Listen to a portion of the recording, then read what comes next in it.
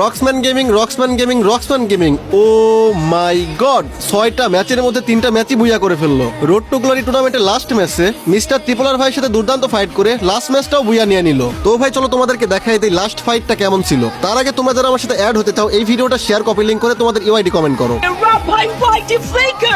এবার পুরো সারপ্রাইজিং কিছু স্নাইপার শট মুশফিক গেমিং কে না কাঁদিয়ে দেয়।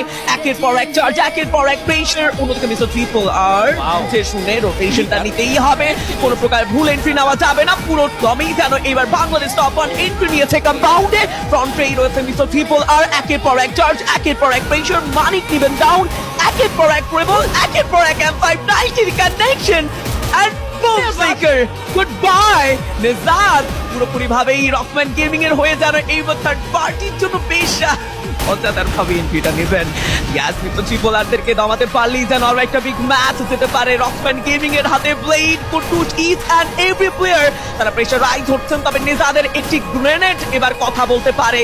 দেখা যাক M590 সাথে এবার গ্রেনেডের কোনো সামঞ্জস্যতা আমরা পাই কিনা। যদি পজেন্ট গ্রেনেড দিয়ে যথেষ্ট হার্ডকোর প্রেশার দিচ্ছে একটু পাবে গ্লোয়ালগুলো বেক করার যেই প্রচেষ্টা ব্লেডের। ও ওয়াও ব্লেড অ্যাকচুয়ালি তার M590 এই এক একটা বুলেট যেন আমাদেরকে মুগ্ধ করছে এবং কত স্পিডে তিনি শুট করছেন। ও নো এট লাস্ট কুটুসকে ডাউন করা and mister triple R and the বুয়া once again রক্সম্যান গেমিং